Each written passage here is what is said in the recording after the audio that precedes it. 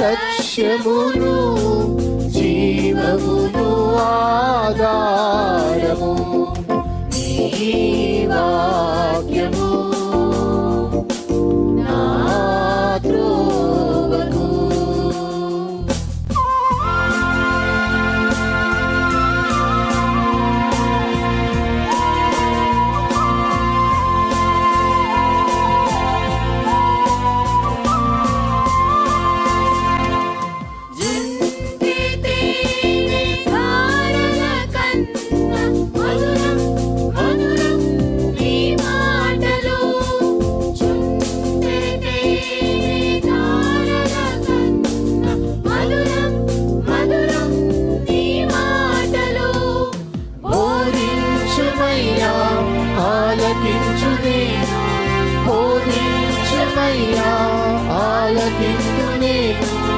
అనుసరింతునయ్యా ఆత్మశక్తితో, అనుసరింతునయ్యా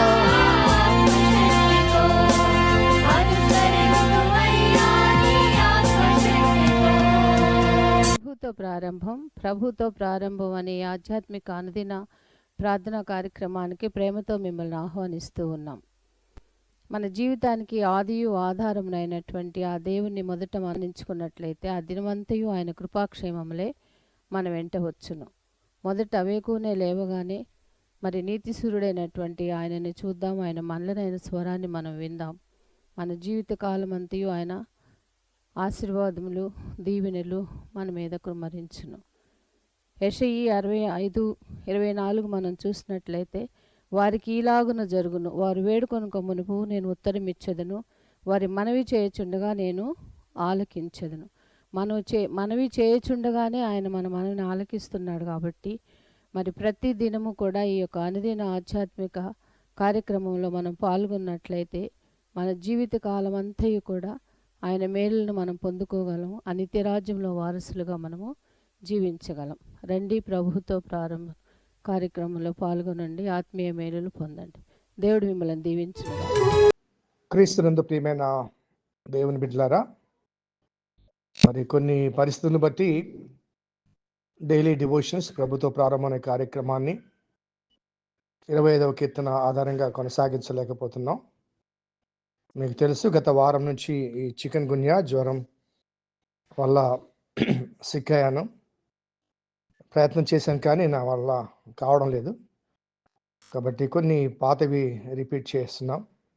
దయచేసి మన్నించి అంగీకరిస్తారని, అదే రీతిగా మా గురించి ప్రార్థిస్తారని విశ్వసిస్తూ మరి డైలీ డివోషన్స్ కంటిన్యూ చేయాలని మనవి చేస్తున్నాను. God bless you all.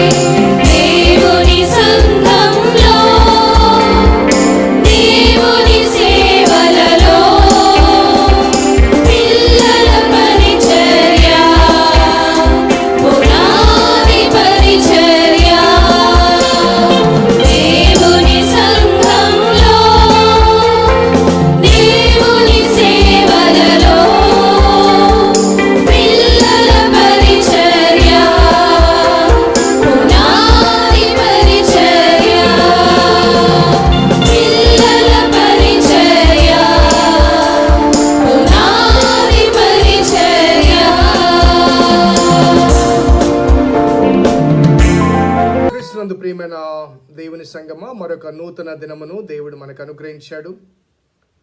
ప్రభుతో ప్రారంభం, అనుదిన ధ్యానం, ఆత్మకు క్షేమం. ఈ క్షేమకరమైన సువర్తమానముల ఆధ్యాత్మిక ధ్యానమాలిక దేవుడు మనకు అనుగ్రహించిన ఆధ్యాత్మిక సూచిక. ఆయనతో కలిసి ఆయన రాజ్య ప్రవేశం కొరకు ప్రయాణం చేస్తున్న మనకు మార్గములో అనగా మన దృక్పథములో, మన దృష్టిలో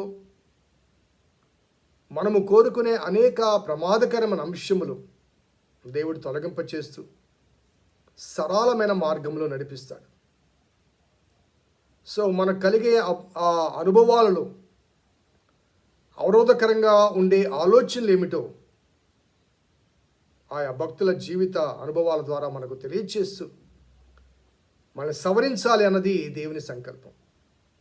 మనల్ని కోరుకున్న దేవుడు మన జీవితంలో మనకు మార్గదర్శిగా ఉండు, మనకు కాపరిగా ఉండి నడిపిస్తుండగా ఆయన వాక్యాన్ని ధ్యానం చేద్దాం, ఆయనతో కలిసి ప్రాణం చేద్దాం, ప్రార్థన చేద్దాం. కృపగల దేవా, దైవ తండ్రి, మీ పాదములకు స్తోత్రము చెల్లిస్తున్నాం నాయన. నీ దివ్యమైన సంకల్పాన్ని బట్టి మమ్మల్ని ప్రేమించి ప్రోత్సహించి అనుదినము అనుగ్రహిస్తున్న ఆధ్యాత్మిక ధ్యానాన్ని బట్టి స్తుతులు చెల్లిస్తున్నాం. నీ లేఖనాలు మేము ధ్యానం చేస్తుండగా ప్రభా, మీరే మాకు ఉపదేశం చేయమని, మీరు మాకు బోధకుడు తండ్రి. నీవు తప్ప మాకు వేరొక బోధకుడు లేడు. నీ లేఖనాలు, ఆ లేఖనాల్లో పొందుపరచబడిన అనేక ఆధ్యాత్మిక సారాంశాలు మీరే మాకు విశదపరచాలి. తద్వారా మా హృదయాలు వాక్యానుసారమైన రీతిగా స్పందించాలి. ఆ స్పందన మాకు మీరు అనుగ్రహించమని మా రక్షకుడైన యేసు నామమున అడిగి వేడుకొంచున్నాం తండ్రి, ఆమేన్. స్నేహితులారా, నేటి కొరకు ఏర్పాటు చేయబడిన లేఖన భాగం సమూయేలు 2వ గ్రంథము 12వ అధ్యాయము 9వ వచనం. నీవు యెహోవా మాటను తృణీకరించి ఆయన దృష్టికి చెడుతనము చేసితివేమి? నీవు యెహోవా మాటను తృణీకరించి ఆయన దృష్టికి చెడుతనము చేసితివేమి? స్నేహితులారా, మరి గత వారమంతా కూడా ఈ దావీదు బెత్షెబా ఊరియా విషయంలో చేసిన ఆ ఘోరమైన పాపము, దేవుని దృష్టిలో ఘోరమైన నేరము, ఆ విషయాలు మనం ధ్యానం చేస్తున్నాం. మరి ఈ వారంలో కూడా కొన్ని అంశాలు మనకు అవసరమైనవి. ఎందుకంటే చాలామంది సులువుగా చిక్కులు పెట్టు పాపాల్లో ఇది ప్రధానమైనది, వాంఛ. కాబట్టి ఈ అంశం గురించి మరి ఎన్ని దినములు ధ్యానం చేసినా మనలో పరివర్తన కలుగుతున్నట్లయితే అంతకు మించిన ఆనందం ఆ పరలోకపు తండ్రికి, అదే రీతిగా మన హృదయానికి, మన ఆత్మకు ఉండదు. కాబట్టి ధ్యానం చేద్దాం. ఈ వాక్య భాగంలో దేవుడు చెప్తున్న మాట, యు హ్యావ్ రిజెక్టెడ్, నువ్వు తృణీకరించావు. చాలా బాధాకరమైన విషయం తృణీకరణ కదండి. దేవుడు స్వయంగా చెప్తున్న మాట, యెహోవా మాటను తృణీకరించావు, యెహోవా మాటను తృణీకరించావు. చాలాసార్లు కొన్ని ఇబ్బందికరమైన స్థితిగతులు మన జీవితంలో ప్రవేశించడానికి గల కారణం ఏంటంటే కొన్ని హెచ్చరికలు మనం తృణీకరిస్తూ ఉంటాం. మనకు సులువుగా బాగా అర్థం కావాలంటే మనలో చాలామంది డయాబెటిక్ పేషెంట్స్ ఉన్నారు, బ్లడ్ ప్రెషర్ పేషెంట్స్ ఉన్నారు, అదే రీతిగా గ్యాస్ట్రైటిస్ పేషెంట్స్ ఉన్నారు. సో బీపీ పేషెంట్స్ని ఉప్పు తినొద్దు అంటారు, తగ్గించుకోమంటారు. షుగర్ పేషెంట్ని షుగర్ తగ్గించుకోమంటారు. గ్యాస్ట్రైటిస్ వారిని చింతపండు పులుపు తగ్గించుకోమంటారు. ఈ 3 రుచులు లేకుండా మనము ఆహారం భుజించలేము. ఈ 3 రుచులు లేకుండా ఆహారం భుజించడం మనకు సహించదు. ఈ 3 మన శరీరానికి, మన ఆరోగ్యానికి హానికరమని వైద్యులు సూచించినప్పుడు వాటిని తినకుండా ఉండాలని ఎంత ప్రయత్నం చేసినప్పటికీ కూడా ఏవైతే నిషేధించబడ్డాయో వాటి మీదనే మనకు కోరిక కలుగుతుంటుంది. ఒక మాటలో చెప్పాలంటే, ఏదైతే ఓకే మీరు ఇది భుజించవచ్చు అని అంటారో దాని మీద ఉండే మమకారం కన్నా ఏదైతే కూడదని చెప్తారో దాని మీద ఉండే మమకారము అధికం. సో నీవు ఆ వైద్యుని సూచనలు తృణీకరిస్తే వైద్యునికేం కాదు, వైద్యునికేం కాదు, ఆ హాని ఆ తృణీకరించిన వ్యక్తికి. మనకు బాగా అర్థం కావాలి కాబట్టి ఎగ్జాంపుల్ చెప్తున్నాను. ఇటువంటి ఎన్నో. సో దేవుని వాక్యములో మనకు అనుగ్రహించబడిన నిబంధనలు అనేకం, అవి దేవుని కొరకు కాదు, దేవుని కొరకు కాదు. వ్యభిచరించకూడదు, అబద్ధమాడకూడదు, దొంగిలకూడదు, నీ పొరుగువాడి మీద అబద్ధము సాక్ష్యం పలకకూడదు, అలాగే నీ తల్లిని సన్మానించాలి. ఎందుకంటే నీవు దీర్ఘాయుష్మంతుడినట్లుగా. కాబట్టి ఇవన్నీ ఎందుకు అనుగ్రహించబడినంటే సమాజంలో అందరూ సుఖ సంతోషములతో ఉండాలని, తోటివాడి క్షేమము మనందరి సంక్షేమానికి కారణమవుతుంది. కాబట్టి ఆల్ దీస్ కండిషన్స్ కానీ లేకపోతే ఆజ్ఞలు కానీ దేవుని కొరకు కాదు, మన కొరకు, మన క్షేమం కొరకు, సామాజిక సహజీవనం కొరకు. నీ దేవుడిని యెహోవాను సేవించాలి, పూజించాలంటే ఎందుకు?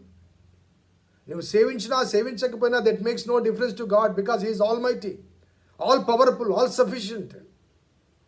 వేల కొలది దేవదూతలు అనునిత్యము పరిశుద్ధుడు పరిశుద్ధుడు పరిశుద్ధుడిని కీర్తిస్తున్న ఆ కీర్తనల మధ్య కొనియాడబడుతున్న దేవుడు ఆయన. నీవు ఆరాధించకపోయినా దట్ మేక్స్ నో డిఫరెన్స్. కానీ ఆరాధించడం ద్వారా, ఆయన ఆజ్ఞలు అనుసరించడం ద్వారా నీకు నాకు మేలు కలుగుతుంది. నీకు నాకు మేలు మన మేలు కొరకే, మన మేలు కొరకే. దేవుని వాక్యంలో చాలా స్పష్టంగా ద్వితీయోపదేశ కాండంలో కానీ ఇర్మియా గ్రంథంలో కానీ నీ మేలు కొరకే అంటాడు. నీ మేలు కొరకే ఆయన ఆజ్ఞలు ఆలకించాలి, అనుసరించాలి, మన మేలు కొరకే. కాబట్టి ఇక్కడ దావీదు ఏం చేశాడంటే, దావీదుకు దేవుడు మరి పట్టాభిషేకం చేసి గొర్రెల కాపరిగా ఉన్న ఆ అనామకుడిగా ఉన్న వ్యక్తిని తీసుకొచ్చి రాజుగా నియమిస్తే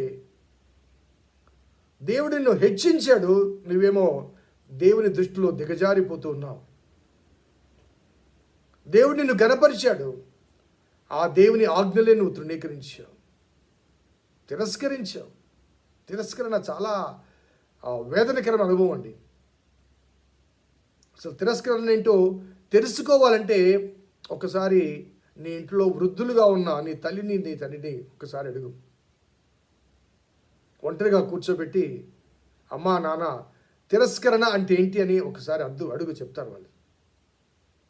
నీకు జన్మనిచ్చి జీవితాన్నిచ్చి నిన్ను పోషించి నిన్ను చదివించి నిన్ను ప్రయోజకులు చేసి నీకు కావలసినవన్నీ, వారికి ఉన్నా లేకున్నా కానీ నీకు కావలసినవన్నీ సమకూర్చుటకు సమస్త త్యాగాలు అవసరమైన ప్రతి త్యాగాన్ని వాళ్ళు చేస్తారు, ప్రతి త్యాగాన్ని చేస్తారు. ఈనాడు మరి ఉన్నతమైన విద్యకు కావాల్సిన లక్షల కొలది డొనేషన్స్ ఎక్కడి నుంచి వస్తున్నాయో తెలుసండి. వారు లోన్లు పెట్టి అప్పులు చేసి వడ్డీలు కడుతూ నిన్ను ప్రయోజకుని చేయటానికి, నిన్ను జీవితంలో స్థిరపరచడానికి, నువ్వు కష్టపడకుండా ఉండటానికి, నిన్ను సుఖపెట్టడానికి, మంచి భవిష్యత్తు నీకు అనుగ్రహించడానికి వారు కరిగిపోతుంటారు, కృంగిపోతుంటారు. సమస్తాన్ని నిన్ను పెడితే వారి భుజముల మీద నిలబడి నీవు పండ్లు కోసుకుంటుంటావు. వారి భుజములు నీకు ఆసరగా ఉంటాయి. ఆ రీతిగా నువ్వు ఎలివేట్ అయిన తర్వాత, హెచ్చించబడిన తర్వాత, నువ్వు ఏ భుజముల మీద నిలబడ్డావో, నువ్వు ఏ భుజంలో తొక్కుతున్నావో వారిని ఇంకా అణిచివేస్తూ ఉంటావు. ఆ వృద్ధాప్య మందు వారికి సహకారం అవసరమైనప్పుడు ఎటువంటి స్పందన నీలో ఉందో ఒకసారి ఆలోచించండి. How do you respond to your own parents for what they had done to you? ఈనాడు నువ్వు ఎక్కడున్నావో దానికి కారణం వారు. సో ఆల్సో దావీదు విషయంలో, దావీదు ఇప్పుడు ఎక్కడ ఉన్నాడో దానికి కారణం ఆ దేవుడు, పరలోకపు తండ్రి. దావీదు పొందిన సమస్తము ఆ దేవుని ద్వారా కలిగింది.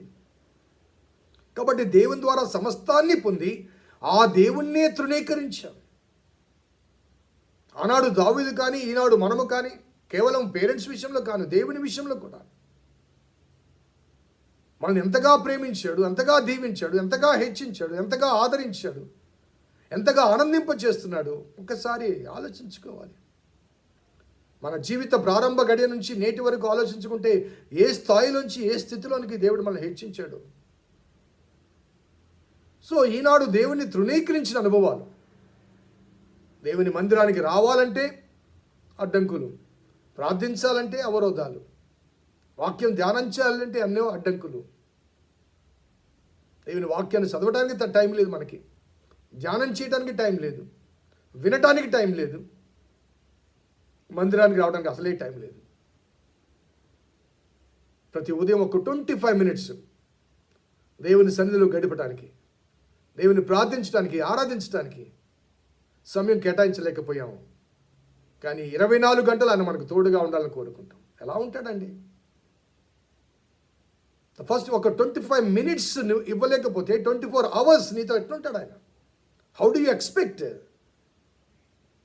చాలా అనగా నీవు ప్రథమ సమయాన్ని, ప్రాధాన్యతను ఆయనకి ఇవ్వకపోతే ఆయన ప్రాధాన్యతలో మనం ఉండం. సో నీవు నన్ను తృణీకరించావు అనే మాట వాడాడు.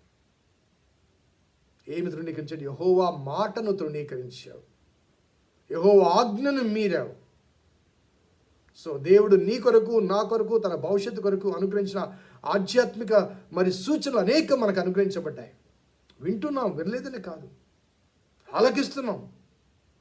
కానీ ఆ ఆలకించిన వాటిని ఎంతవరకు మన జీవితానికి అన్వయించుకుంటున్నాం? మనము చేసే ప్రతి తప్పుటడుగు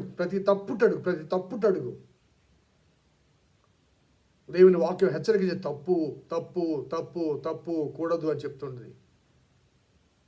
కానీ ఆ తప్పుటడుగులలో మనం కొనసాగుతూ అది తప్పు అని చెప్పిన దేవుని మాటను మనం తృణీకరిస్తున్నాం. చిన్నప్పుడు తప్పటడుగులు వేశాం, తల్లిదండ్రులు నిలబెట్టారు. తెలిసి తెలియని వయసులో తప్పటడుగులు వేశాం. మనకు బుద్ధి చెప్పారు, క్రమపరిచారు, సరిచేశారు, కింద పడ్డప్పుడు లేవనెత్తారు. ఆ తప్పటడుగులోంచి తప్పుటడుగుల్లోనికి మనం వెళ్తున్నాం. తప్పుటడుగులు ఒకసారి ఆలోచించాలి. దేవుడు ప్రవక్త ద్వారా చెప్తున్న మాట, నీవు యెహోవా మాటను తృణీకరించి ఆయన దృష్టికి చెడుతనము చేసితివేమి. You have rejected the very word of God, who is the source of your blessings. ప్రస్తుత ఈ స్థితికి కారణమైన ఆ దేవుని మాటను తృణీకరించి ఆయన దృష్టికి చెడుతనము చేసితివేమి. Not in the sight of the people, ఆయన దృష్టికి అనగా దావీదు చేసిన పాపము కేవలము బత్షెబ విషయంలో మాత్రమే కాదు, ఊరియా విషయంలోనే కాదు, దేవుని నమ్మకం విషయంలో, దేవుడు దావీదు మీద ఉంచిన నమ్మకం విషయంలో పాపం చేశాడు. అందుకే 51వ కీర్తనలో నీకు విరోధముగా, కేవలం నీకే విరోధముగా నేను పాపం చేసినంటాడు. సో దావీదు చేసిన పాపము ఒక మనిషికి వ్యతిరేకంగా కాదు,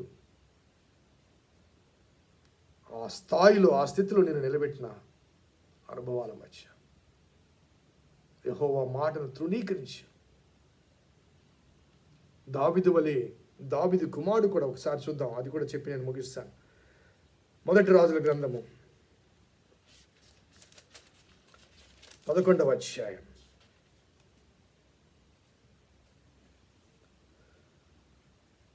మొదటి నుంచి గమనిస్తే, మోయాబీలు, ఎదోమీలు, అమ్మోనీలు, సీదోనీలు, హెత్తీయులను జనులు తమ హృదయములను తమ దేవతలకు తిప్పుదురు గనుక వారితో సహవాసం చేయకూడదనియు వారిని మీతో సహవాసం చెయ్యనీయకూడదని యెహోవా ఇశ్రాయేలుకు సెలవిచ్చున్నాడు. అయితే రాజైన సొలొమోను ఫరో కుమార్తెను గాక ఆ జనులు ఇంకా అనేక మంది పరస్త్రులను మోహించి కామాతురత గలవాడే వారిని ఉంచుకుని వచ్చిన అతనికి 700 మంది రాజకుమార్తెలైన భార్యలను 300 మంది ఉపపత్తులు కలిగిరి. అతని భార్యలు అతని హృదయమును తిప్పివేసిరి. ఆ తర్వాత గమనిస్తే వారి కొరకు విగ్రహాలు కట్టించాడు. అనగా ఆ భార్యల యొక్క దేవుళ్లకు, దేవతలకు విగ్రహాలు కట్టించి యెరూషలేము ఎదురుగా కొండ మీద బలిపీఠం నిర్మించాడు. 9వ వర్షంలో ఇశ్రాయేలు దేవుడైన యెహోవా అతనికి 2 మార్లు ప్రత్యక్షమై నీవు ఇతర దేవతలను వెంబడింపవలదని అతనికి ఆజ్ఞాపించడం సొలొమోను హృదయం అతని ఎదురు నుంచి తొలగిపోయాను. యెహోవా తనకిచ్చిన ఆజ్ఞను అతడు గైకొనకపోగా యెహోవా అతని మీద కోపగించి సెలవిచ్చిందేమనగా, నేను నీతో చేసిన నా నిబంధనలు కట్టడం నీవు ఆచరించకపోవుట నేను కనుగొనుచున్నాను గనుక ఈ రాజ్యము నీకుండకుండా నిశ్చయముగా తీసివేసి నీ దాసునికి ఇచ్చెదను. అయినను నీ తండ్రి అయిన దావీదు నిమిత్తము నీ దినములందు అలాగూ చేయక నీ కుమారుని చేతుల నుంచి దాన్ని తీసివేసేదను. రాజ్యమంతయు తీసివేయను. నా దాసుడైన దావీదు నిమిత్తమును నేను కోరిక యెరూషలేము నిమిత్తమును ఒక గోత్రము నీ కుమారునికి ఇచ్చేదను. సో సొలొమోను కూడా అదే నానుడి. నా మాటలు వినక, నా మాటలు మీరి, నా ఆజ్ఞను మీరి. సో దావీదు సింహాసనము 12 గోత్రాల మీద ఉండవలసిన సింహాసనము. మరి దావీదును దేవుడు క్షమించాడు కాబట్టి, దావీదు పశ్చాత్తాపడ్డాడు కాబట్టి, దావీదుని క్షమించాడు కాబట్టి, ఆ దావీదును బట్టి ఒక గోత్రాన్ని సొలొమోను కుమారునికి ఇచ్చి, అక్కడ కూడా చక్కగా చాలా బాధకరమైన మాట, నా ఆజ్ఞలు గైకనకు పోతివే. స్నేహితులారా, దేవుని ప్రజలం మనం, దేవుని బిడ్డలం. దేవుని ఎరుగని వారు, వారికి తెలియదు కాబట్టి, వారు ఎరుగరు కాబట్టి, వారు ఏం చేసినా కానీ దేవుని క్షమాపణ వారికి ఉంటుందేమో, వారికి అందుబాటులో ఉంటుందేమో. కానీ దేవుని ఎరిగి ఏది తప్పో ఏది ఒప్పో తెలిసి కూడా, దేవుని వాక్యంలో స్పష్టంగా కొన్ని కూడదని చెప్పబడ్డప్పటికీ కూడా ఆ వాంఛకు లోనైపోయి దేవుని మాటను, దేవుని ఆజ్ఞను తృణీకరించిన అనుభవాల మధ్య దేవుని ఉగ్రతకు లోనే ప్రభావం, పరిస్థితులు నీలో నాలో రాకముందే పశ్చాత్తాపడదాం. దావీదు వలె తప్పు తెలుసుకుందాం, సరిదిద్దుకుందాం, దేవుని పాదాలు పట్టుకుందాం, పాపక్షమాపణ అడుగుదాం. దేవుడు మన పాపమును క్షమించి మన హృదయాలు పరిశోధించే దేవుడు. ఆ హృదయంలో కలిగిన ఆ స్పందన, పరివర్తన గమనించి మనకు పాప ప్రక్షాళన, పాపక్షమాపణ, పరిశుద్ధ హృదయాన్ని తిరిగి అనుగ్రహించు గాక. ప్రార్థన చేద్దాం. కృపగల దేవా, దయల తండ్రి, మీ పాదములకు స్తోత్రము చెల్లిస్తున్నాం నాయన. నీ ఉచితమైన ఆ సంకల్పాన్ని బట్టి మమ్మల్ని ప్రేమించి, ప్రోత్సహించి, అనుగ్రహిస్తున్న అనేకమైన ఆశీర్వాదకర అంశాలు బట్టి స్తుతులు చెల్లిస్తూ, దావీదు విషయంలో ప్రభా మీరు నీ మాటను తృణీకరించాడన్న భావన ఎంతో బాధ కలిగిస్తుంది. కానీ అటువంటి లక్షణాలు నాలో మాలో కూడా ఉన్నాయి కనుక మేము కూడా సరిచేసుకోవాలి ప్రభా. ఎందుకంటే యుగాంతమందున్న మాకు బుద్ధి కలుగుటగా ఇవన్నీ రాయబడ్డాయి కనుక మేము బుద్ధి తెచ్చుకోవాలి, సరిచేసుకోవాలి, సరిపోల్చుకోవాలి, సవరించుకోవాలి. సహాయం చేయమని వేడుకుంటూ మా రక్షకుడైన యేసు నామమున అడిగి వేడుకొంటున్నాం తండ్రి. ఆమేన్. తండ్రి, కుమార, పరిశుద్ధాత్మ త్రియేక దేవుని దీవెన ఈ వాక్యం విన్న బిడ్డలకు, వారి భవిష్యత్తుకు సదా తోడేయును గాక. ఆమేన్. God bless you. దేవుని దీవించును గాక.